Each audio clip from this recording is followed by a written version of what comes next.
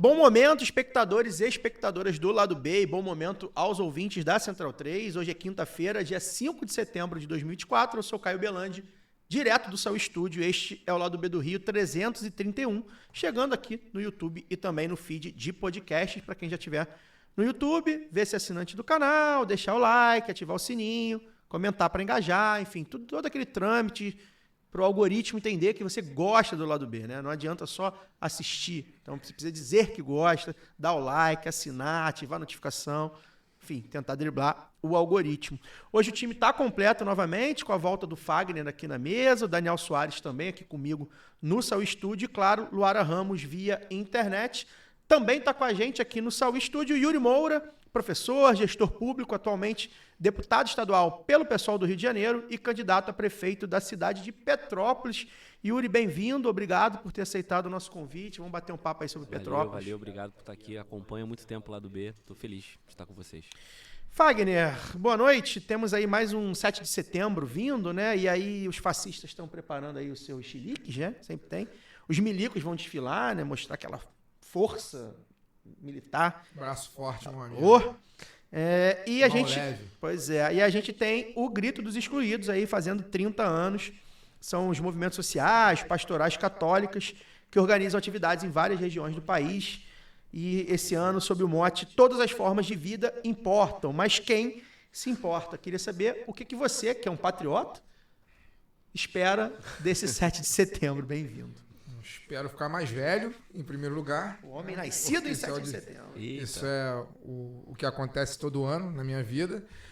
Eu queria falar sobre isso, cara. Foi bom você tocar nesse assunto, porque muita gente, na verdade, nem conhece, né? Não sabe nem o que é o Grito dos Excluídos. É uma movimentação que acontece há 30 anos e é muito importante que a gente fortaleça, esteja sempre nas marchas, e que acontece em quase todas as capitais ou em todas as capitais. Aqui no Rio, a concentração vai ser ali, como quase sempre a partir das 10 da manhã, ali na esquina da Rua Uruguaiana com a Presidente Vargas, e a marcha vai ser até a Praça Mauá. E é importante a gente ir, porque é um movimento, né, dos movimentos sociais, e o movimento social existe para isso, para pressionar governo, para cobrar melhorias, para cobrar as reformas que o Brasil tanto precisa, e também para fazer a formação política do povo, né? Então, se você é trabalhador, né, se você não vive de renda, se você não faz parte da elite dominante do país, aí do 0,5 que dominam o país financeiramente, você tem meio que um pouco de obrigação de colar nos movimentos, né, do Grito dos Excluídos, que acontece no próximo dia 7.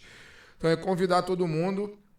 É meu aniversário, né, como falei, então eu ainda tenho esse fator que, às vezes, quando vou, os anos que vou, acabo comemorando de alguma forma também o meu aniversário no meio do povo, né? Então, quem puder colar no sábado, a partir das 10 da manhã, ali na Uruguaiana, vai ser muito bem-vindo, porque, como diz o Frei Beto, né, governo é igual feijão, só funciona quando bota pressão. Então, a gente tem que pressionar para as coisas melhorarem.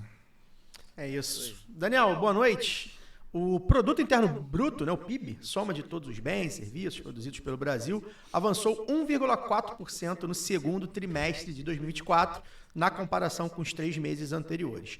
O valoroso IBGE identificou altas de 1% no setor de serviços e 1,8% na indústria, compensando a perda de 2,3% da agropecuária, ou seja, o agro caiu no período e os serviços e indústrias subiram. O crescimento foi acima do esperado pelo tal do mercado, que eu não sei quem é, não foi o Walter. E esses números colocam o Brasil na terceira maior alta entre todos os países do G20 no período, atrás apenas da Indonésia e da Índia. E aí, Dani, os colunistas da grande mídia, a gente viu aí, né, eles não sabem o motivo, um disse bem claramente, o título dele, não sabemos o motivo. O cara é colunista, especialista, ele é economista. Faz cara de inteligente, cara de inteligente. É a mão invisível. Pois é. Deve ser a mão invisível. Ele tem, sei lá o quê. Mestrado em Harvard. Universidade gringa, lá de economia. Harvard. E o cara não sabe, não entendeu. Beleza. Ele sabe fazer boa cara de inteligente. Ele cuspiu o artigo inteiro, é pior do que o título. Pois ele é, cuspiu não vou dizer quem é. Ele cuspiu vários números lá. Que esse é muito bizarro. E aí, outros, né, preveem que vai piorar também. Não, tá legal, mas vai piorar. E enquanto isso, o governo vai dando boas respostas na economia, pelo menos no macro, né, Daniel? Queria te ouvir sobre isso. Você que é o economista do povo. Eu tenho batido muito nessa tecla, os índices macros têm sido bons, né, do meio do ano para cá, os que foram divulgados. No ano passado já tinha tido um PIB acima de 3%, mas tinha aquela questão de ter sido puxado pela agropecuária, né? Então a grande novidade desse dado do segundo trimestre, que foi de 1 e pouco aí, mas no acumulado de 12 meses em relação aos últimos 12 meses, ele passa de 3, continua passando dessa marquinha mágica aí, né, dos 3%, e descolado do agro. Sinal de que a indústria está dando uma resposta, se recuperando depois de um longo processo de perda de importância relativa da indústria, de desindustrialização. Você falou aqui recentemente, inclusive, sobre a capacidade industrial. Exatamente. Saíram novos dados hoje também, acho que a CNN chegou a repercutir, de aumento do investimento na indústria, né, que é sinal de que se a indústria está crescendo, ela finalmente está conseguindo, depois de 10 anos aí, com uma pandemia no meio, né, preencher essa capacidade ociosa provocada pela grande crise a partir de 2015, depois pela pandemia. Então, na medida do momento que ela começa a crescer e ocupar essa capacidade ociosa, começam a ser necessários novos investimentos. A fadinha da confiança apareceu no E aí eu ia chegar nessa, a fadinha da confiança, né, que desde 2016 esse podcast fala, né, de que você reverteria a crise econômica com um choque de confiança, removendo os problemas que eram o governo do PT, um governo de centro-esquerda, né, automaticamente um governo que demonstra responsabilidade fiscal e austeridade e tal, recuperaria a confiança dos empresários. Mas quem diria que austeridade, corte de custos e uma economia, uma bola de neve, né, que você ia criando, cortando salários, cortando direitos dos trabalhadores, diminuindo a capacidade de consumo da população, aprofundaria uma crise econômica, né, ao invés de recuperá-la. E a partir do momento que você tem um governo, depois de 20 meses, né, um pouco mais de um ano e meio, aumenta o salário mínimo acima da inflação, que fez, mal ou bem, alguma reposição salarial de servidores e que evita, né, tenta fazer uma recomposição, um equilíbrio fiscal pela recomposição de receita, ao invés de apenas corte de gasto, né? Houve algum corte de gasto, mas houve uma tentativa muito de recuperação via receita, gerou os memes do Tachad, né, que nós falamos aqui no mês passado. Quem diria que nesse governo o consumo se recuperaria, ativaria a indústria estaria investida, o índice de confiança dos empresários, saiu uma notícia aí no início da semana que está aumentando, pela primeira vez em 11 anos, é o maior aumento do índice de confiança. Então não é fadinha, né? E é engraçado que tudo isso que eu falei aqui foi colocado no editorial do Globo de hoje, dizendo que o crescimento é boa notícia, mas é fugaz. Ou seja, cresceu, mas vai cair. Logo vai dar errado. E ele fala que das coisas erradas que o governo está fazendo. E tudo que ele fala de errado que o governo está fazendo é isso aqui que eu enumerei. Né? Que é aumento do salário mínimo, recomposição salarial dos servidores e evitar, eles chamam de gastança, né? Que é evitar o corte de gastos e a fúria fiscal, né? O apetite fiscal é recompor as receitas que foram sendo dilapidadas aí nos últimos anos. Então, o editorial do Globo, como diria o velho Brizola, né? Ele é bastante educativo, né? Você vê onde ele está aqui e você faz o contrário, basicamente. Ele mesmo cita os problemas dando a solução, né? Se contradiz. Lu, você quer uma parte antes do seu boa noite, né? Quero, já vou entrar aqui. Então dá seu boa noite para poder comentar. Que vocês viram uma peça legal que o governo soltou justamente sobre isso, sobre a economia, né? Esses dados da economia. É um vídeo meio TikTok, assim, com uma pessoa falando, uma mulher falando, e aí atrás passando umas imagens. E aí ela começa, assim, aquela coisa clássica dos Reels, do TikTok que a gente vê, de com quantos anos você descobriu que fazer as unhas também ajuda o PIB a crescer? Uma coisa mais focada em serviços. É um vídeo muito bom. Então, assim, a gente que direto comenta que a comunicação do governo, eu acho que é um grande acerto, assim, vi muita gente compartilhando e achei bem legal, assim, tanto do roteiro, né, a forma também como foi colocado, meio TikTok, assim, achei bacana. Mas é isso. Inclusive esse setor de beleza, eu lembro que durante a crise do pós-Dilma, né, foi o setor, um dos poucos setores que apresentou crescimento, né? Setor de beleza, né? Cuidado, estética, essa coisa toda aí. É um setor que mesmo no momento de crise, porque é isso, assim, as pessoas... Então, é bacana que toda comunidade tem um barbeiro, uma manicure... E a coisa dos serviços também, né? Exato. Então, é uma coisa popular. Pois é. E até respondendo a esse tema, Outro dia, na rede social, alguém falou sobre a percepção, né? Até o Globo acho que fez também, no valor econômico. Alguém fez, mas a economia tá boa, mas a percepção não tá tão boa assim e tal. E aí acho que é a ressalva que a gente faz, né? Não tá bom ainda, né? Tá melhor. Tá caminhando, eu acho que a gente já deu aqui uma estatística reveladora é que a maior parte dos empregos criados pagam menos de 2 salários mínimos. Pois é. Então, tipo, você tem uma recuperação do emprego, as pessoas estão conseguindo comer o mínimo, viver o mínimo, mas ainda não estão vivendo bem, não melhoram a vida. Mas saem da lama, mas não conseguem fazer nada além. E a receita, o que a gente fala aqui, né, e que a gente tira desse dado, é que a receita é essa. É a mão visível do Estado ajeitar para a coisa andar. Está mais do que provado. Antes de iniciar o papo com o nosso convidado, eu queria deixar aqui a nossa solidariedade, né, ao Leonel Querino, Leonel de esquerda, candidato a vereador do Rio de Janeiro pelo PT, que foi agredido de maneira covarde pelo bandido do Rodrigo Amorim, né? A gente deseja boa recuperação ao Leonel, falamos com ele aí recentemente, com a equipe dele via Instagram, já está se recuperando, já está melhor, a coisa foi bem feia, assim, foi uma agressão muito covarde, e a gente espera que o Rodrigo Amorim, que é um dos rostos mais conhecidos, assim, do fascismo carioca, né, do berço do bolsonarismo, como a gente costuma dizer, a gente espera que ele pague de alguma forma, seja banido, né, do debate público, para não dizer outras coisas, né? Teve uma candidatura impugnada agora há pouco, né, para uma ação do PSOL, inclusive, relativo ao caso da Biane Brioli ainda, né? Não, mas vai responder também pelo caso do Leonel. É um cara que, assim, tá solto e no debate público e vivo, é um absurdo, né? Enfim.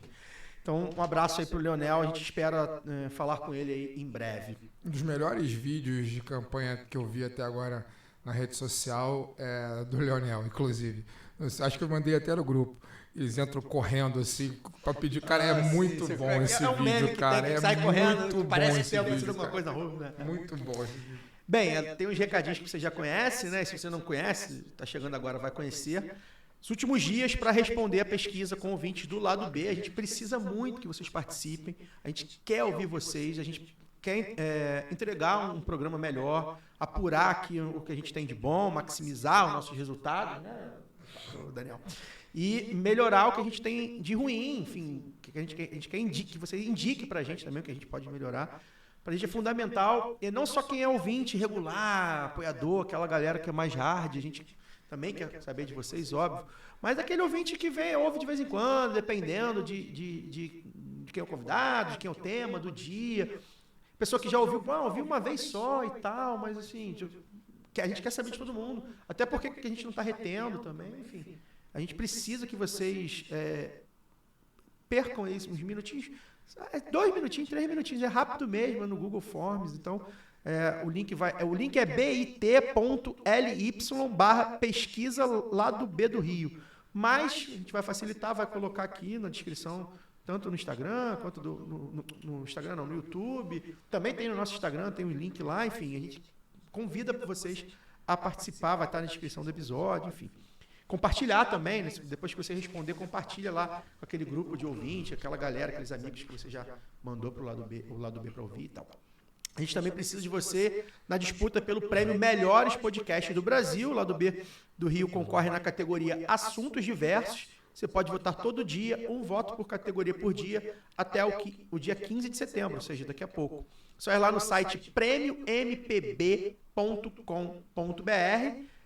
MPB, né, sigla de Melhores Podcasts do Brasil, e fazer o cadastro e votar lá na gente todo dia. A gente super agradece também. A gente já falou aqui que a gente não está concorrendo para ganhar prêmio, mas enfim, para a gente é legal, para o mercado entender, enfim, para a gente entender o mercado, quem é que está com a gente ali, quais são os podcasts da casa, inclusive na Central 3 tem outros podcasts concorrendo em outras categorias, então a gente também convida vocês a participar. E por fim, a gente pede sua ajuda financeira, quem puder ajudar, considerar se tornar apoiador mensal do Lado B pela orelo.cc/Lado B do Rio. R$10 por mês, no cartão ou no Pix, você já ajuda o Lado B a cobrir os custos de produção. E com R$20 você pode entrar no Conselho Editorial do Telegram, grupo onde a gente conversa com nossos apoiadores e apoiadoras. Inclusive, a gente colocou lá essa semana o próximo entrevistado do Lado B Revista. Então, o pessoal que está lá já sabe quem é, vai ao ar em breve. Então a gente conta com vocês a partir de R$20 por mês para ajudar a gente a preparar os programas. E caso você não queira ou não possa ser um apoiador mensal, você pode fazer o Pix para ladobedorio@yahoo.com. E aí, quando e de qual valor você quiser, os ouvintes fora do Brasil que querem ajudar a gente, pode entrar em contato com a gente aí pelas redes sociais, que a gente informa as contas do lado B para ajudar pelo aplicativo TapTapSend, que é um aplicativo de transferências internacional, tá bom? Tem mais divulgações a fazer, mas a gente não vai fazer agora não, nas próximas semanas vocês vão ter aí novidades. Vamos ao que interessa. Yuri, eu tentei fugir de começar pelo óbvio. Eu acho que é o óbvio, para falar de Petrópolis, né? Infelizmente, são as tragédias climáticas, né? É uma cidade que é nacionalmente conhecida por problemas em relação ao clima, habitação e tudo mais. E também é um pouco óbvio porque a sua atuação como deputado na Alerj foi bastante notável no que diz respeito à criação e coordenação da Frente Parlamentar de Prevenção às Tragédias e, enfim, não é por acaso que um deputado como você, com base em Petrópolis, tenha esse desafio, né, lá na Alerj, de estar por dentro dessa política. E aí eu queria saber como é que você está avaliando a cidade de Petrópolis agora, né? Como é que está o atual panorama de Petrópolis nesse combate, né? Não só na questão da sustentabilidade, mas também da habitação, né? Para tentar, enfim, diminuir os danos, né? Salvar vidas principalmente. E quais são as saídas que você vê para Petrópolis nesse tema? Não, primeiro entender que o que Petrópolis vive é uma crise que várias outras cidades vivem pelo mundo. A gente tem a crise climática, que é muito falada na imprensa, o capitalismo tenta sequestrar essa pauta o tempo todo, mas o problema não é só a emergência climática, é que essa emergência climática encontra crise urbana. Cidades que não estão preparadas e que possuem uma desigualdade social absurda, tá aí o racismo ambiental, tá aí tudo isso que a gente discute, e que quando vem essa emergência climática, a cidade ela se torna um lugar extremamente vulnerável. E aqui no estado do Rio a gente está falando principalmente de região serrana, Costa Verde, Baixada Fluminense e até mesmo a região dos lagos, que são as áreas mais expostas a questões geológicas e hidrológicas. O governo federal fez um estudo recente que tomou até como base para poder orientar o novo PAC, o Programa de Aceleração do Crescimento, que tem uma vertente para contenção de encostas, macrodrenagem e tudo mais. Ele viu que mais de 1.500 cidades possuem áreas de grande vulnerabilidade. E na região serrana do Rio, você tem, dentre as 10 cidades mais vulneráveis do estado, estão ali 3 cidades da região serrana do Rio: Petrópolis, Friburgo e Teresópolis. Na minha cidade hoje, 70 mil pessoas moram em algum tipo de risco. É uma cidade que tem 280 mil habitantes. Mas se você for pensar assim, dos milhões de habitantes da Baixada Fluminense, você vai ter também uma alta vulnerabilidade a qualquer tipo de tragédia, principalmente inundação, enchente, deslizamento de terra. Então, não dá mais para discutir isso sem entender que é um sistema que é desumano, um sistema que não é sustentável, um sistema que não se preocupa em manter minimamente uma relação com a natureza na sua proposta de desenvolvimento. Segundo, os governos não estão preparados para poder garantir política pública e serviço público para que essas pessoas não fiquem expostas. Então, infelizmente, a tendência, se nada for feito, é que mais pessoas morram, percam o pouco que têm e sejam aí totalmente vulnerabilizadas e resilientes, se der tudo certo, perante as tragédias que a gente vai encontrar. Então, assim, não tem outra alternativa senão investir muito em infraestrutura e investir muito em política habitacional, coisa que não está acontecendo. A gente, pela Frente Parlamentar de Prevenção às Tragédias da Alerj, que é a primeira vez na história da Alerj que tem um mecanismo para discutir isso, para organizar, nós fizemos um levantamento dos 92 municípios do estado do Rio de Janeiro. E a gente percebeu que desses 92 municípios, 90% investe menos do que 1% em defesa civil. Ou seja, não estão preocupados com a capacidade de resposta se o rio encher, não estão preocupados em mitigar os danos caso tenha algum deslizamento de terra, e a gente percebe que mais gente pobre, principalmente preta, vai morrendo por conta da ineficiência. E aí você pode juntar um monte de coisa nisso. Especulação imobiliária, a região serrana é o marco disso. A gente é vendido aqui na cidade do Rio de Janeiro, para os setores mais abastados da sociedade, para gente rica, bacana, como um novo bairro do Rio de Janeiro. O refúgio da Serra Fluminense, assim. Cara, o cara que tem dinheiro para morar em Petrópolis, Teresópolis, Areal, Friburgo, qualquer cidade nossa lá, ele consegue fazer uma piscina com borda infinita. O cara que é ferrado, fudido, pobre, ele vai morrer debaixo dessa barreira, porque ele não consegue ter solução de engenharia para morar em cima do morro com uma piscina de borda infinita. Ele não consegue nem fazer a orientação do esgoto que ele e a família dele ali produzem todo dia. Então, assim, o quadro é muito grave. Encontra outro problema, que é a privatização do serviço de abastecimento de água, de tratamento de esgoto. Essas concessionárias todas, e aí o Rio está percebendo o que foi a venda da SEDAI agora. Né? Essas concessionárias todas, elas investem muito para ampliar a rede de abastecimento, e mesmo assim não abastecem direito. Sabe com esse problema há bastante tempo, né? Que é a Águas do Imperador. Exatamente, que é do Grupo Águas do Brasil, que é a Águas de Nova Friburgo, que Águas é do Rio. Águas do Rio, Águas de Niterói. Eles estão, sei lá, águas daquela lagoa lá mais pra cima, de me lembra? E deputado, esqueceu. Boa, deputado. Aquela lagoa. Jurnachunaína, uma coisa assim que esqueci. Vou lembrar, gente, desculpa aí, povo fluminense, mas vou lembrar.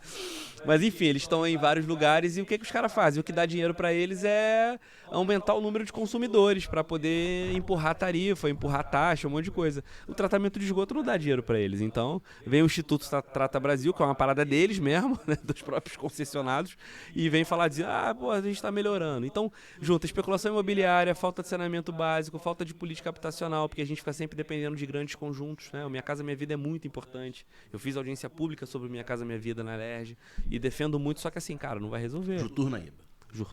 Me lembro. Juturnaíba. Juturnaíba. Desculpa, gente. É difícil.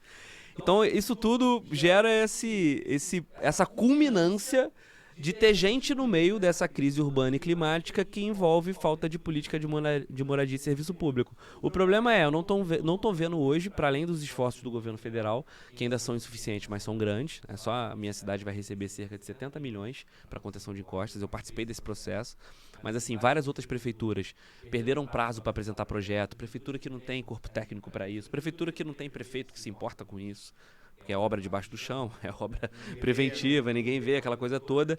Então, assim, tá faltando mesmo uma cultura de entendimento do momento que a gente vive no mundo e do caos que a gente vai enfrentar por conta da crise climática e da crise urbana. Então, tento ser uma voz ali na Assembleia. Fico muito preso, e sou feliz por isso, né?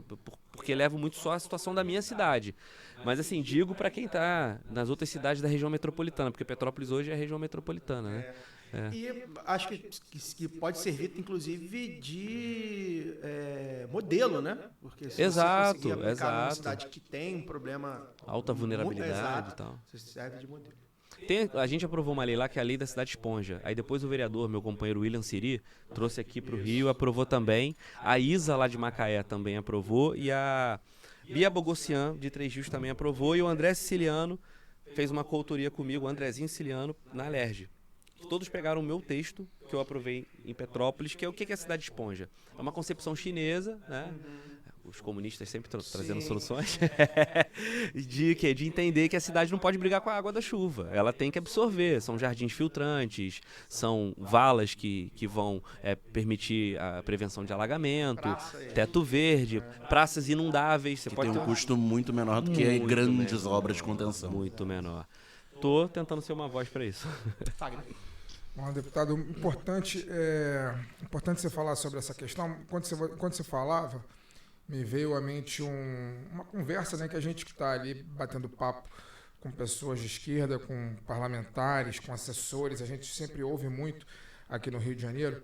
Aqui no Rio de Janeiro tem uma questão no chamado leste fluminense, né, que é ali região de Maricá, Itaboraí, Niterói, São Gonçalo, aquela região Tanguá. Toda ali, Tanguá, Saquarema. Ali tem uma prefeitura que há muito tempo tem uma experiência de esquerda, que é a prefeitura de Maricá, né? E que vem tentando, de alguma maneira, exportar a experiência do que aconteceu em Maricá para os outros municípios. Em São Gonçalo, o Dimas Gadelha perdeu na última eleição por 1% dos votos. né? Tem Itaboraí, tem Niterói também e tal. E aí eu queria perguntar para você, trazendo essa questão da exportação da experiência, você falando agora sobre as questões que são comuns aos municípios ali dessa região da região metropolitana, mas também região serrana, né? Teresópolis, Petrópolis, Friburgo, Areal, todas elas foram muito destruídas naquela chuva de 2011. Eu fico perguntando se existe algum tipo de interlocução. Obviamente que vocês não são governo ainda, né, infelizmente, mas você não é o único candidato de esquerda que tem na região. E aí eu queria saber se existe algum tipo de conversa, algum tipo de intercâmbio no sentido de construção conjunta de cidades, dessas soluções que são necessárias. Enfim, a gente está falando aqui de questão climática, mas serve também para outros temas. Social, outros temas. Exatamente. Cara, eu acho que assim, a esquerda nacionalizou muito o debate dela. E isso abriu espaço, inclusive, numa contradição, porque os maiores movimentos populares do Brasil, eles disputam território. Se você for pensar o MST e o MTST hoje, que está muito incluído na reforma urbana, é a reforma urbana, do nosso companheiro Guilherme Boulos lá e de tantas companheiras que constroem lá, você percebe que, infelizmente, nos últimos anos, a esquerda só discutiu a questão nacional. Inclusive, a própria política de alianças do PT, e aí, sim, não é uma crítica avulsa, é uma análise aqui, né, um elemento, né, se preocupou muito com o projeto nacional, que é uma proposta. E a gente foi perdendo a capilaridade dos municípios. Não à toa, quando a gente sofre o golpe contra a Dilma, aquele congresso que estava formado ali, ele vem da onde? Ele vem das disputas locais, são ex-prefeitos, os caras preocupados com a votação deles. O Congresso agora está parado por quê? Está todo mundo preocupado com a eleição municipal, meu amigo. São 5.570 municípios. E assim, você vai em qualquer comunidade, igual a gente brincou aqui, que tem, barbeiro, manicure, esses serviços assim de estética e de cuidado, mas toda comunidade tem uma escola, muitas igrejas, e às vezes ali um espaço tomado pelo poder paralelo, né? Milícia, tráfico, essa coisa toda, ilícitos, né? Aí eu te pergunto, assim, quando a gente faz uma política só voltada para a questão nacional, como a gente constrói o território? Se a gente não constrói comunidade, como é que a gente constrói massa? Como é que a gente se envolve com os trabalhadores? Como é que a gente trabalha as pautas interseccionais na vida das pessoas? Porque a igreja faz esse trabalho, seja o terreiro ou a igreja neopentecostal. Os templos fazem esse trabalho. Então, assim, essa retomada do território para mim é muito importante, e por isso que eu tento também fazer um debate de municipalismo na esquerda. E aí é fundamental o que você falou. Eu fui do PT, eu fui presidente do PT, candidato a prefeito pelo PT, fui assessor de um monte de gente do PT, fui delegado nacional do PT e hoje estou no PSOL. Fui líder do PSOL na Alerj, sou presidente da Federação Estadual PSOL e Rede. Então, assim, e percebo que são poucas as experiências que a gente consegue apresentar e falar assim, cara, isso aqui é o modo de governar as cidades pela esquerda. O PT discutia isso nos anos 80, né? O modo petista de governar as cidades, tinha cartilha. Eu cresci no PT com isso, assim. Aí agora estamos vendo essa retomada, o próprio pessoal fez direito à cidade, direito ao futuro, eu participei em São Paulo de um negócio bacana lá, da rede de cidades e tal, só que assim, a gente não consegue ver isso na execução, porque eu estou enfrentando lá um candidato que foi prefeito 4 vezes do PSB. Cara, não tem tarifa zero, não tem moeda social, não tem médico de família, não tem nada de microcrédito, e assim... O que aconteceu? O que diferencia essa administração das outras, da velha política, assim. O que aconteceu, meu irmão? Então, e dá pra fazer, cara. Dá pra fazer, assim. Inclusive, a gente tem debatido isso, né? Alguns dessas pautas, a direita está fazendo. Os prefeitos de direito tarifa zero, por exemplo, os ônibus com... Mais de 180 cidades no Brasil. Tem um monte de partidos, inclusive, do centro, PL, por direita, exemplo, o caso de Itaboraí, que é do PL, é um bolsonarista que entrou com a ajuda com exatamente, e que falou assim, não, a gente quer fazer aqui também. Faz lá de uma maneira... Cara, empresário de ônibus defende tarifa zero. Eu não sou amigo de empresário de ônibus, nunca quero ser na minha vida.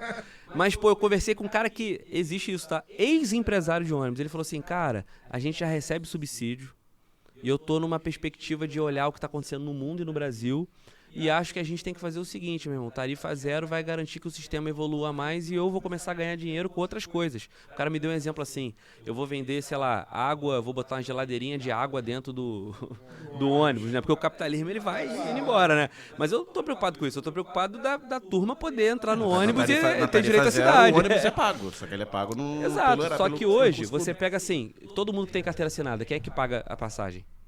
Vale Transporte. O empregador, o Vale Transporte. Toda cidade tem subsídio para empresa de ônibus, que é mesada, porque não tem tarifa zero, então para mim é mesada. E outra coisa, toda cidade recebe 50% do que é arrecadado de PVA. Em Petrópolis são 200 mil carros emplacados, contando particular e outros carros assim de trabalho, né? Trator, essa coisa Quase toda. um carro por pessoa, né? Bom, absurdo. 170 mil carros particulares contando moto. O que eu vou fazer? Eu vou criar um fundo que eu vou pegar tudo isso. O subsídio, o dinheiro que os empregadores pagam pro Rio Card, e vou pegar esse dinheiro do IPVA e vou tacar lá e vou fazer tarifa zero, de forma gradual. Público ao transporte privado, né? Via Isso que eu tô dizendo, arruamento, subsídio, né? Fora isso, né? As benfeitorias para que a empresa possa lá ou botar a operação dela. Então, assim, dá para fazer, cara. O que não dá problema é que os caras, né, fazem a relação antes da campanha, né? Aí depois chega lá na frente e não consegue, né? O problema é esse, é o financiamento de campanha por fora. Pois é. Lu? Eu tô ouvindo vocês falar e tô pensando lá na pesquisa que a gente comentou hoje cedo, o Caio. Eu ia até comentar aqui Pois no é, início, pensei mas nisso também. não quis me estender. Até seria legal ouvir o Yuri, não sei se você viu, Yuri, sobre essa pesquisa de que boa parte dos municípios brasileiros, a maior parte, né, de municípios menores, inclusive, faz essa comparação também na matéria do Poder 360, não tem candidatos de esquerda. Mas, ao mesmo tempo, também, se a gente for pegar quem são os candidatos de direita, com quem eles se relacionam, a gente acaba tendo que puxar também, né, essa pergunta de, tá, mas como é que o governo federal chega no interior, mas um partido como o PT, que já esteve 5 vezes no governo federal, não chega no interior, né? Eu acho que essas são algumas questões. Mas eu fiquei muito interessada no seu projeto de Caravanas das Cidades, é esse o nome? Isso aí. Isso aí. Já que você fala uma perspectiva municipalista, assim, falar um pouco pra gente o que é esse projeto, né? Como é que é feito esse diálogo mais direto com a população do interior do estado, e o que você já pôde aprender, assim, até para a campanha agora, municipal, ou então do seu mandato também, né? No seu trabalho lá na Alerj. Cara, acho que a primeira coisa é a gente entender que a dificuldade de poder se conectar com a grande massa da população é por falta de uma pedagogia política mesmo, assim, cara. O cara vê um político, ele, infelizmente, a maioria não diferencia o que é um vereador, do que é um prefeito, do que é um deputado, do que é o presidente, assim. É uma coisa meio abstrata, né? Então, quando a gente faz a caravana das cidades, que bota gabinete de rua, que sempre tenta pegar umas 2, 3 pautas ali do município para poder reverberar na Alerj, dar voz, a nossa ideia não é conseguir resolver todos os problemas. Eu até queria, mas não vou. Eu sou um deputado de oposição, do PSOL, né, num governo canalha, que é o governo do Cláudio Castro, assim, né? Ninguém vai me atender para resolver o problema daquela cidade, né? Nem tem dinheiro porque eles quebraram o Estado. Venderam a cidade e quebraram o Estado. Mas, assim, você consegue dar uma fortalecida nas lutas dos movimentos sociais que estão ali, e você consegue reverberar esse tipo de causa dentro da Assembleia. Então a gente percebeu que, infelizmente, a maior parte dos parlamentares, seja na Câmara Federal, os 46 deputados federais do Rio, ou os 70 deputados estaduais, a maior parte é da capital. Existe um debate no estado do Rio de Janeiro de um capitalcentrismo, né? De um eixo ali Rio-Niterói, o que está tudo bem, né? Já morei no Rio, trabalhei aqui várias vezes, estou trabalhando de novo agora, descendo e subindo a serra, amo o Rio de Janeiro, mas o estado do Rio não é só isso, né? Então, assim, o estado do Rio de Janeiro ele é muito amplo, tanto que se você for avaliar os últimos governadores, com todos os problemas que a gente teve com eles, muita gente veio de uma pegada de interior, né? Tipo, Pezão, Garotinho e tal. E o Eduardo Paes sempre teve uma dificuldade, inclusive, para se interiorizar. Teve até um governador de fora do Rio. É verdade, o Castro também não é daqui. São dois que caíram, né? Abriram a tampa e os caras emergiram. Então isso tem a ver porque, assim, cara, eu fui em Itaperuna recentemente nessa coisa que a Luara falou. Conheço Itaperuna? bem. É minha família toda de lá. Cara, é outro estado. Esquece. É outro estado. Eu brinco assim com o pessoal, Juiz de Fora é mais Rio do que Minas, e Três Rios é mais Minas do que... Itaperuna, inclusive, é do lado de Minas Gerais. É muito mais Minas Gerais que Rio de Janeiro. A gente fala... Cidade quente, hein? O itaperunense, quando chega no inferno, pede cobertor. Porra, doideira. Eu falo com propriedade que sou de lá, então tem direito de ter lugar de fala. Mas aí, tu que tem família lá, quanto tempo a gente demora pra chegar lá, vindo do Rio? Vindo daqui pra lá, são entre 5 horas e meia e 6 horas. Cara, doideira, meu. Fora 2 horas e meia. É isso. Não, lá é muito mais Minas Gerais. As pessoas lá falam como mineiro. Ali é colado na zona da Mata Mineira, né? O Rio Muriaé que banha a cidade, então... Não, a forma como as pessoas convivem... É que eu moro numa cidade que ela é uma contradição, tem uma disputa da identidade. Ao mesmo tempo que a gente é cidade imperial, a gente é uma cidade operária, cara. Até todo mundo lá que ostenta sobrenome alemão, italiano, que eu também tenho Lucas e Cariús, né? Porra, super alemão, né? Mas assim, todo mundo que tem, cara, eu falo assim, eu sou professor de história, eu falo assim, galera, olha só pra falar com vocês que o sobrenome de alemão de vocês era tudo fudido, tá? O cara veio pra cá pra trabalhar no campo, trabalhar na cidade, ou pra ficar lá, meu irmão, criança trabalhando na indústria têxtil de Petrópolis. Não saíram na Alemanha pra pegar pra passar o verão. Mais Não fácil foi, o sobrenome português ser, né? Não, e lá é agricultor. Lá tem português, tem libanês, lá tem umas 6 etnias, assim, tirando o que é abafado, que é o povo negro e o povo indígena, que foi quem construiu de fato a cidade, né?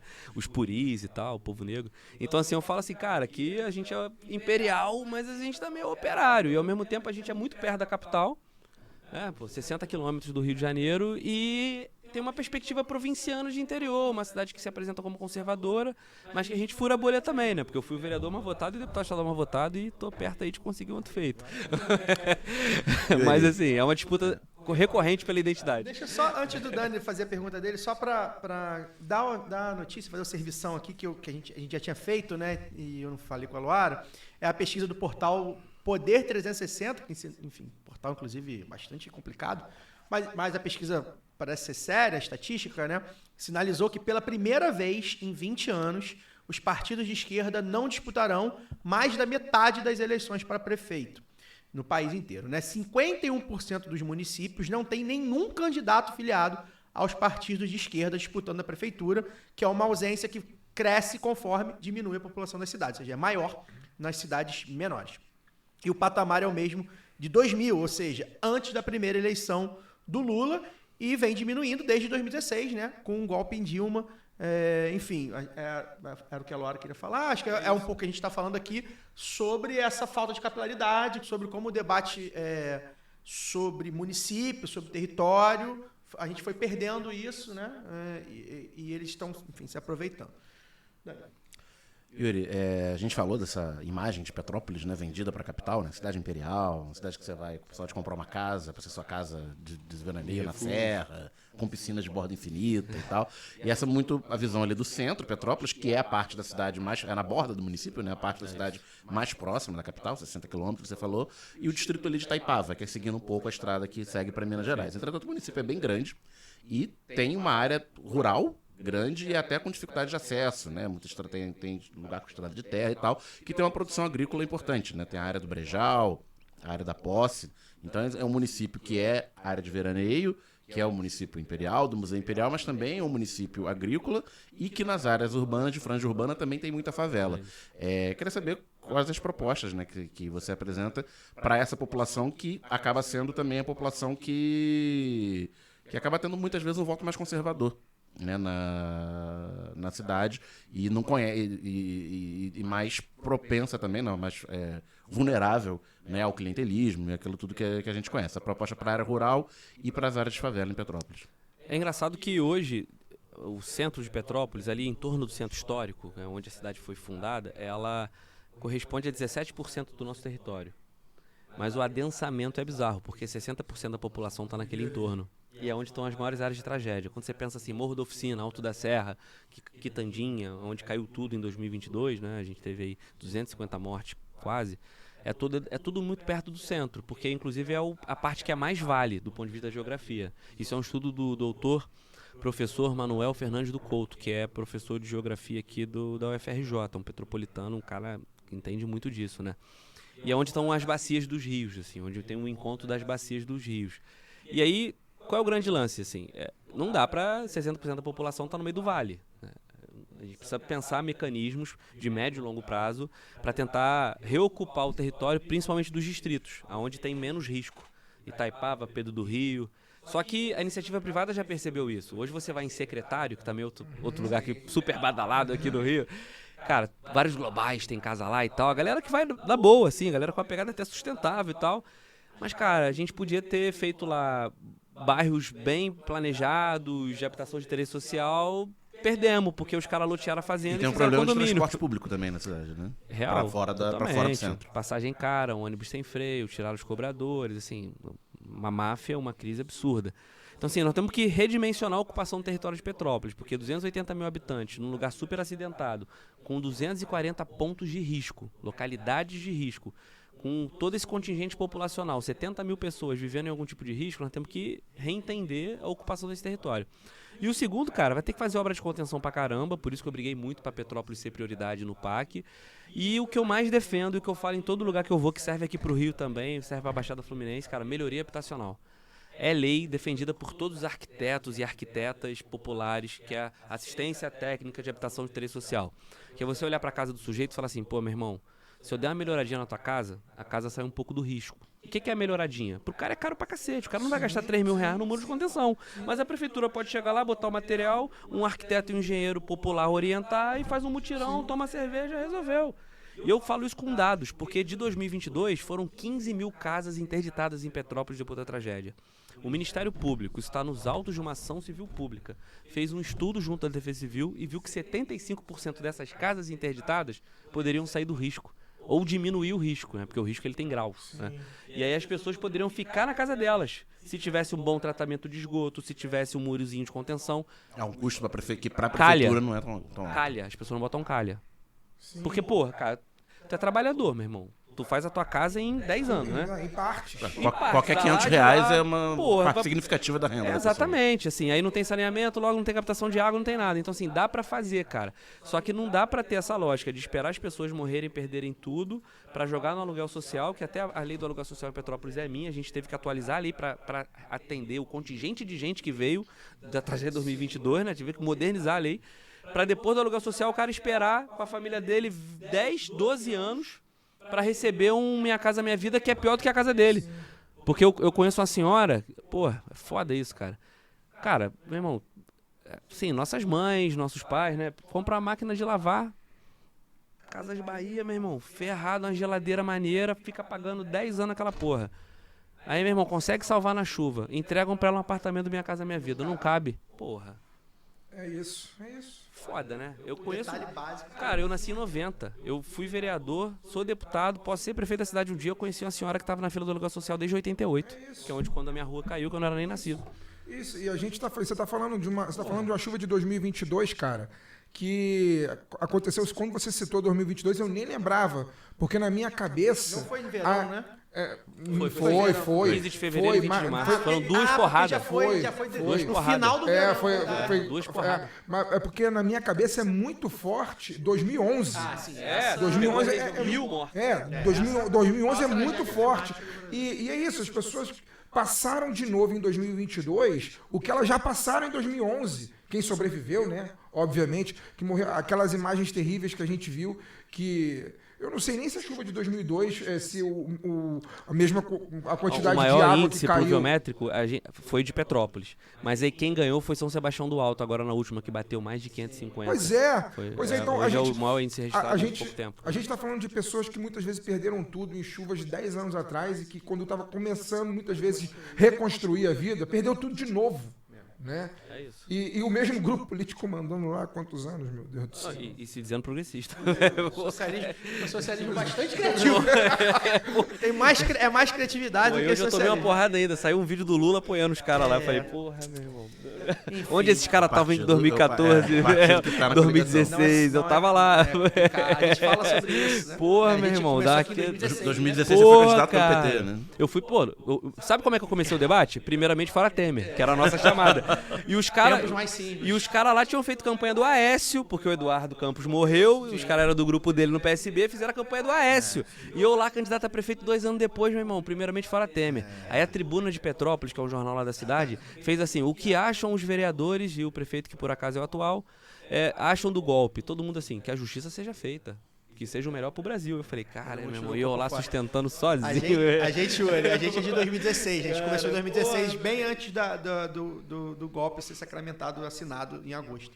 E a gente fala sempre, né, que hoje, né, 51% votou no Lula, a esquerda, o PT mesmo está ganhando espaço entre preferências, né, está aumentando, voltando ao patamar que já foi. A esquerda tendo debates muito mais quentes e tal, conseguindo pautar alguns debates. Com toda dificuldade, né? Mas a gente estava aqui em 2016, era complicado você solitário, falar. Você falar assim, fica Dilma, não, fica Dilma, olha... Pô, não, até mesmo de setores da esquerda, do fora todos. Você sabe muito bem disso. Enfim, tem uma pergunta que é sobre um projeto seu também, sobre as cozinhas populares, né? Isso aí. Que eu acho que é uma pauta que a gente entrevistou a Maíra do MST recentemente, Maíra, bacana. que defendeu brilhantemente, falando de cozinha comunitária e tal. E é uma pauta que também eu acho que a esquerda tem que estar atenta, que é a fome, né? E a gente, como a gente fala da fome, inclusive o governo federal no amplo, né, está cuidando no combate à fome. É uma pauta, é a pauta número 0, né, do Lula, sempre foi. E os índices estão melhorando, mas o Rio de Janeiro tem índices, o estado tem índices muito complicados. Mais 500 mil pessoas passam fome. Por causa de desemprego, por causa de subemprego e tudo mais. Então, eu queria que você comentasse um pouco como é que você está avaliando, como é que está Petrópolis nesse sentido, obviamente, mas como é que você avalia também com o seu mandato, né, como você executou esse projeto, como está sendo esse projeto, como é que você pensou esse projeto, que para a gente é muito importante, né, que deveria ser para todo mundo, né, que enfim, combate à fome. A gente aprovou na Alerj um projeto de lei de minha autoria que o governador vetou e agora eu vou tentar derrubar o veto dele, né? Que é sobre o uso das cozinhas das escolas no tempo ocioso, justamente para poder ampliar essa relação com os movimentos sociais que fazem enfrentamento à fome e defendem a segurança alimentar e nutricional. A ideia era nos finais de semana, qualquer movimento social que faz esse tipo de trabalho poder usar a cozinha da escola, né? E a gente começou a fazer ações de promoção, que são as cozinhas populares inspiradas nas cozinhas solidárias do MTST e tudo mais, né? E o que a gente percebe? Cara, tem todo um ecossistema, tem todo um ambiente de movimentos que estão fazendo esse trabalho. Muitos movimentos religiosos, que são valorosos também, a gente tem que entender que essa turma está muito próxima da comunidade, mas muitos movimentos do nosso campo, cara, assim, não é só o MTST que faz, tem muita gente, não é só o MPA, tem toda uma turma de movimentos menores e locais que estão nessa engrenagem. E aí a gente está muito animado com essa absorção da concepção das cozinhas solidárias no PAA, que é o Programa de Aquisição de Alimentos do governo Lula, que voltou com tudo agora, né? Compra alimentos da agricultura familiar, faz essa distribuição pelas cidades e eles estão agora com uma tecnologia de fortalecer as tecnologias sociais.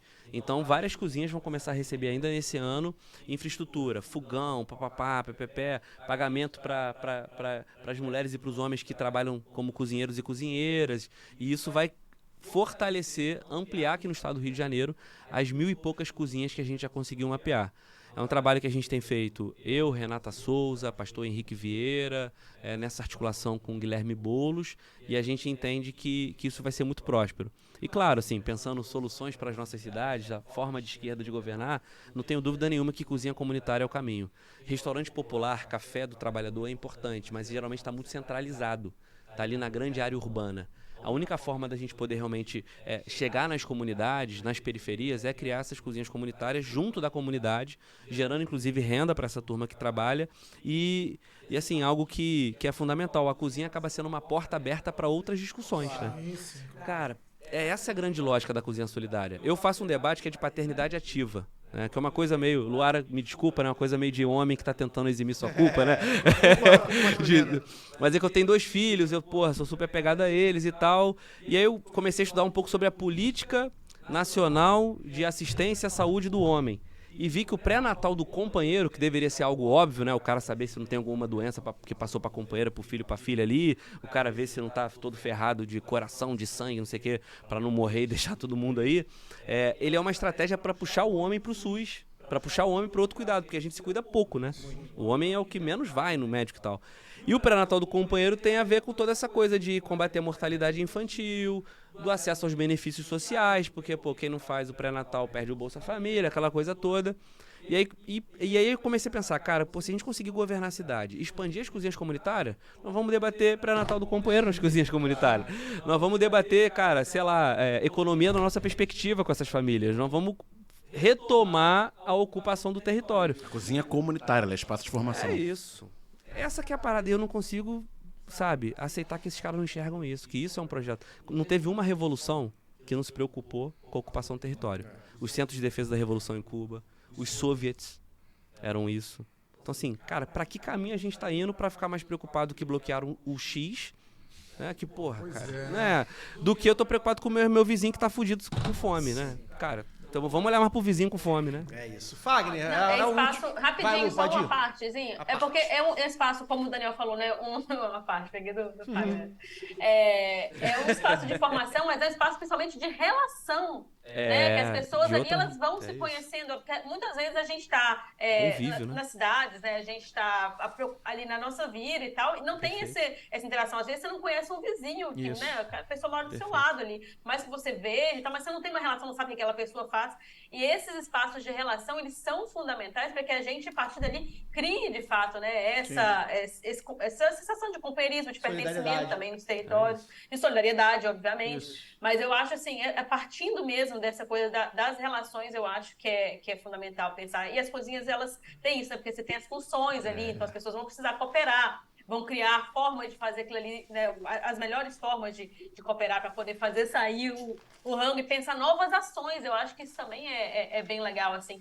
A gente sempre vê isso, né? O Yuri citou aqui o pré-natal do companheiro, novas ações saindo daquelas que as pessoas percebem que tem outras demandas, percebem que tem outras necessidades e a partir dali vão criando juntas. E eu acho que a potência está diretamente aí, assim, o que elas vão fazendo juntas. Pode não ser todo mundo, mas dois ou três se interessam por um tema e já vão se reunir para fazer aquilo ali. Então, é uma coisa que potencializa mesmo as ações nos territórios. E nada mais de ser de esquerda do que isso, né? Acho Cooperar. que não tem mais, enfim. E tem um outro lance também, porque a gente fala do combate à fome no governo federal, mas nós discutimos aqui também com a companheirada do MPA, né, do MST, algumas vezes, sobre a dificuldade de fazer chegar, mesmo com esses programas de aquisição de alimentos, a dificuldade para poder fazer chegar os alimentos, por exemplo, nas periferias, né, que sempre tem um mercadinho, mas tem uma feira.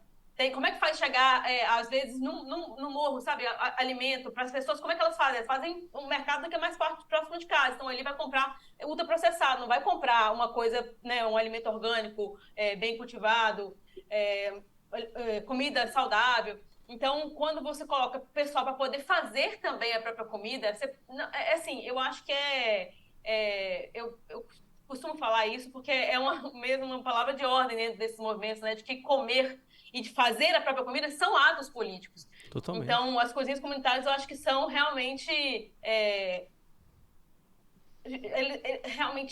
acho que espaços de potência, né? Para tudo que a gente pode fazer, pensar a partir dali, porque todo mundo come, todo mundo precisa se alimentar. É isso. Fagner, a última pergunta, que a gente está com o horário reduzido hoje. Vai lá. Não, eu queria que eu falasse agora sobre como está sendo essa experiência, sua primeira vez como candidato a prefeito, né? Segunda? Ele foi candidato pelo PT em 16. Pelo PT, é verdade. E como é que está sendo agora a campanha pelo PSOL, né? Você falou, né? Você foi candidato mais votado já lá atrás, mas ao mesmo tempo, uma cidade que na última eleição presidencial deu 62% dos votos ao Jair Bolsonaro no segundo turno. E aí, como é que está sendo essa dicotomia, essa contradição? Como é que está sendo o dia a dia, a recepção com os movimentos com quem você conversa, com os bairros? Como é que está sendo isso? Então, primeiro hoje eu tenho uma boa notícia, né? Saiu uma pesquisa e a gente atingiu 20% nessa pesquisa. O primeiro colocado, apoiado pelo governador, está com 27% e o atual prefeito bateu 12%. Então, se tudo continuar do jeito que está, a gente tende, até porque tem muito caminho ainda pela frente, a ir ao segundo turno. E seria uma coisa assim histórica, uma candidatura como a nossa, popular, de esquerda, conseguir alcançar. Mas o que a gente foca muito? Fazer o debate da cidade, dos problemas da cidade, sob a ótica do nosso programa. Assim, né? A gente não tem medo de dizer o nosso nome. Eu não sou da esquerda que tem medo de dizer meu nome. Não tenho. Mas a gente focou muito em estar envolvido com as causas populares e discutir soluções para a cidade. Assim. Uma coisa que me incomoda muito em muitas candidaturas da esquerda, eu tento construir isso lá na federação e tal. Cara, eu acho que a gente não vai destruir o bolsonarismo botando vento na brasa do bolsonarismo, assim. Eu não chego no meu debate e falo assim, eu sou uma candidatura antibolsonarista. Ninguém perguntou, né? Não, eu sou uma candidatura que defende cozinha popular, eu sou uma candidatura que defende tarifa zero, eu sou uma candidatura da moeda social, eu sou uma candidatura que defende respeito a qualquer pessoa, independente do tipo de opressão que tentam impor a ela. Eu quero uma cidade inclusiva, eu quero uma cidade de oportunidades, eu quero uma cidade sustentável. Se existe uma outra denominação política, que eu prefiro nem falar o nome, que defende o contrário, que é negacionista, que é violenta, que é opressora, a gente vai ganhar na política, pô. porque a gente já teve uma primeira vitória. Eu não vou ficar relembrando quem são os caras, cara. Pô, pelo amor de Deus, assim. Cara, o pessoal tá preocupado com o preço da passagem, com o prato vazio, com a falta de emprego. Não tem que ficar reproduzindo a lógica do debate nacional na lógica do debate municipal. Aí eu vou perder. E aí, por que eu te falo isso? Assim, qual é a história política de Petrópolis? Desde a redemocratização, só 2 partidos de direita venceram a eleição.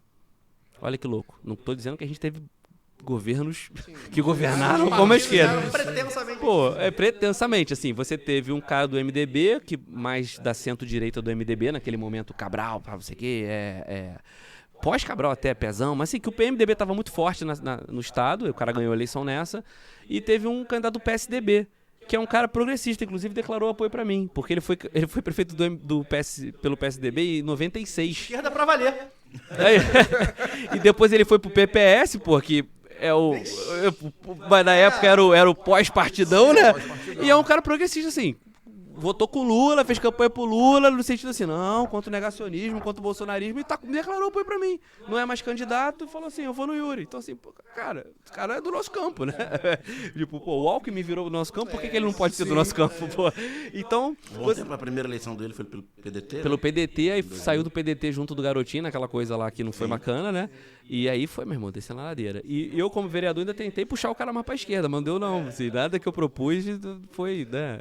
Mas assim, ano passado a gente tinha que estar todo mundo junto mesmo, né? 2022, porque a gente tinha que vencer um mal maior, né? Mas agora é outra discussão. Então, assim, não dá pra ficar reproduzindo a lógica nacional toda hora na cidade. Não tem sentido pras pessoas. Imagina se eu ficasse lá, eu faço gabinete de rua, sou o único político de Petrópolis que faz isso.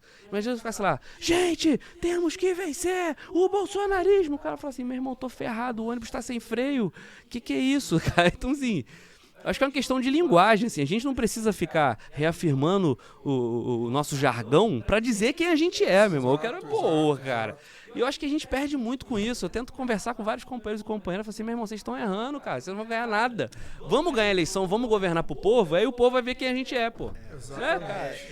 A nossa atuação no movimento social é uma. A nossa atuação na institucionalidade é outra. Ela tem que ser coerente, não pode abrir mão de princípio de programa nenhum. Mas são espaços e terrenos diferentes. Isso a gente tem que entender. E ficar falando de democracia, né? Porra, não é. Ah, sou um candidato à democracia. É muito Eu vou falar de Venezuela na minha candidatura a prefeito. Nada a ver, pô. Ninguém te perguntou, não, né? Nenhuma imprensa Alguém vai me local. perguntar no debate. Vou falar, meu irmão, tu quer perguntar isso porque tu não tá preocupado? Tem 8 mil mulheres esperando uma mamografia na minha cidade. Tu tá preocupado com a Venezuela porque tu não tá nem aí pro povo, pô. Acabou, não fala mais nada disso. Quer saber de Venezuela, liga pro Celso Amorim. É isso, pô. Eu não sou Jerry. Yuri, muito obrigado pela sua presença. É um barato tê-lo aqui. A gente ainda não tinha falado com você, a gente já estava no radar há muito tempo. Vou relembrar você que está nos vendo aqui, deixar o like, comentário, feedback, enfim, se você for de Petrópolis. Se tiver alguma pergunta, que, né, o programa foi curto hoje, a gente teve problema com o tempo. Se tiver alguma pergunta, a gente manda para o Yuri, manda para o pessoal da campanha do Yuri responder. Você pode deixar também, avaliar nas plataformas de podcast, deixar comentário também, que a gente super topa. Obrigado pela presença, boa sorte obrigado, na campanha. galera. Obrigado Estaremos mesmo. acompanhando. Deixa seu orgulho de destaque estar aqui. final. Não, só dizer que é isso, a gente tem que disputar os corações, as mentes, e a prática é o critério da verdade. Alguém já falou isso lá atrás, né? Então, assim, a gente tem que estar no movimento social, tem que estar na disputa da comunicação, tem que estar na disputa da institucionalidade, que é importante também, é um espaço que fala para muita gente, é um espaço que tem representatividade, e espero poder ter a oportunidade de dar uma contribuição para a gente mostrar esse modo de esquerda progressista de governar as cidades para quem mais precisa. Vamos chegar lá. Um abraço. Vamos chegar. Luara, boa noite. Valeu, Luara. Boa noite, Yuri. Obrigada aí pelo papo. Acho que é sempre legal retomar isso. As pessoas falam assim, porque tem que ter trabalho de base, mas ninguém faz a menor ideia de como começar. Como Acho que aqui nós temos algumas ideias. E quando eu cito o Mano Brown? As contradições disso, né? O Mano Brown tava certo, cara. Pô, na hora geral ficou com o maior carocha, né? Eu quero dizer que eu ainda tenho essas cartilhas de formação do PT, eu ainda tenho elas aqui. Moro petista de governar, fazer mesmas formações. Existem formações ainda, mas eu acho que nem é a falta de formação, nem a formação que está faltando, assim. Eu acho que falta atuação mesmo, porque é muito mais simples do que a gente imagina. Sabe? Sempre fico com essa coisa, como se a gente precisasse de um cursinho preparatório, ainda mais depois desses movimentos, Renova BR, esses negócios MBL, assim, colocaram na cabeça das pessoas que precisa fazer um MBA para ser político. E, na verdade, as pessoas, né, nós somos seres políticos, a gente atuando nos nossos territórios, já estamos fazendo política. Não quero aqui dizer que não é importante formação, é muito importante, mas eu acho que a gente vê, né, dessas iniciativas que o Yuri trouxe, citou, nós também citamos bastante aqui no MST, também com os companheiros do MST, mas aqui no lado B do Rio, sempre, eu acho que, né, dá uma ideia de quanto esse trabalho precisa ser cada vez mais coletivo. Precisa ter mais gente para poder fazer. Quem faz o movimento são os seguidores, não são os seus líderes. Vamos aprender isso cada vez mais. E aí deixar um grande abraço para todo mundo que ficou com a gente até agora. E ao companheiro Jaci Afonso, que foi quem me enviou essa matéria do Poder 360, que eu comentei, a gente comentou aqui ao longo, né, do lado B de hoje. Jaci Afonso, que é ex-dirigente sindical, hoje é dirigente do PTDF, e está sempre aí provocando as discussões entre a nossa companheirada. Um grande abraço para o Jaci e para todo mundo que ficou com a gente até agora. Fagner Torres, boa noite. Agradecer o Yuri, muito bom o papo, gostei muito, queria ter a oportunidade de votar em você em Petrópolis, que né? bom. Mas meu domicílio eleitoral aqui é o Rio de Janeiro mesmo. Mas né? conhece alguém em Petrópolis, pode dar uma moral, né? Conheço gente de Petrópolis, vou dar essa moral. Foi muito bom voltar aqui ao programa depois de 3 semanas, né? Fiquei 2 semanas na Amazônia lá trabalhando. Estou de volta. Acho que esse ano não fico fora mais de nenhum programa por motivos de trabalho, aparentemente. E é isso. Sempre bom estar de volta. Vamos lá. Vamos em frente, que ainda tem muita coisa até essa eleição acontecer. A gente tem que eleger o máximo possível, galera. Prefeitos e vereadores também de esquerda no Rio de Janeiro. A gente precisa tomar esse estado de volta, né? Esse estado que já foi símbolo de algum progressismo, né? Falando nacionalmente, assim, já foi. Hoje em dia a gente deixa muito a desejar, precisamos tomar esse lugar de volta. onde o Lula ganhou no segundo turno de 89. Exato. Então a gente precisa retomar esse estado da mão de gente que não presta. É isso. Daniel, boa noite. Boa noite, foi um ótimo papo, realmente. Vou mandar aqui um abraço para Cláudia e para Camila, que são de Petrópolis, não votam em Petrópolis, mas a mãe delas, a dona Terezinha, mora e vota em Petrópolis. Depois tu passa a sessão lá pra eu acompanhar. Eu vou pedir para elas mandarem Cabresto, né? um programa para dona Terezinha conhecer o Yuri se ela não conhecer. Vou deixar aqui as redes do Yuri, né? Yuri Moura RJ no Instagram e tal. Se quiser acompanharem, a gente queria falar de mais coisas, enfim, mas aí você volta como prefeito. Agradecer também ao Augusto Perilo, nosso companheiro, que eu sei que também ajudou para eu poder estar aqui. Há anos falando. Foi irmão demais. O Augusto é um parceiraço nosso. Famoso Perilaço. Perilaço é um parceiraço nosso. Tem alguns recados aqui antes de encerrar, rapidamente. Nos dias 20, 21 e 22 de setembro agora, na UERJ, vai ter o 18º Seminário Internacional de Lutas contra o Neoliberalismo. O tema deste ano será a crise orgânica do capital, a geopolítica de ruptura da ordem unipolar e a relevância estratégica da América Latina. Você pode fazer inscrições lá em seminário2024.org.br. Vai ser no auditório 11 da UERJ, do campus Maracanã, 20, 21 e 22 de setembro. Ou você joga aí no Google, também vai achar Seminário Internacional de Lutas contra o Neoliberalismo. Os companheiros lá estão fazendo, sempre pedem pra gente. A gente até vai tentar dar uma passada, não falei com o Giana, que é o nosso ouvinte, não prometi, mas eu vou tentar dar uma passada. Tem duas recomendações de podcast, né? Um que tem totalmente muita coisa a ver com o que a gente falou aqui, que é o lado B 284, os desafios de um prefeito de esquerda, com Daniel Sucupira, prefeito de Teófilo Otoni, mostrando que dá para ser um prefeito de esquerda, falando que é de esquerda e fazendo as coisas, né? Como a gente tem, é bom a gente lembrar, né? Eles têm o lugar comum, né? Uma cidade média, né, no interior. Eles têm um lugar comum, eles têm a facilidade de comunicação e tudo mais, e nós temos as coisas a serem feitas, né? Quem efetivamente vai fazer pelo povo somos nós, é a esquerda. Então, assim, a gente pode, mostrando o que a gente quer fazer, a gente pode vencer esse debate, né? Não é fácil, ninguém está dizendo aqui que vai ser fácil, mas o caminho é ser de esquerda. Porque se você quiser, é um candidato de esquerda que quer ser de direita, eles vão votar na direita. Isso é muito óbvio, tá? Então, recado aí para os companheiros, né, que às vezes querem forçar o debate do lado direito. Irmão, esquece a direita. Direita já tem um monte de candidato, seja de esquerda. E o outro, que foi falado aqui também, né, sobre Cuba, o Revolu Show 196, com a Chay e com a Aurélio Fernandes, que a gente já entrevistou aqui, sobre Cuba, uma linha histórica, resumidamente, de como foi lá a Revolução, mas como é que está hoje em dia também. O Zé Emiliano, que apresenta, o Zé Emiliano foi recentemente para Cuba, enfim, falou sobre como ir para Cuba. Eu fiquei com a vontade, já tinha vontade, fiquei com a vontade danada de ir lá para participar mesmo, né?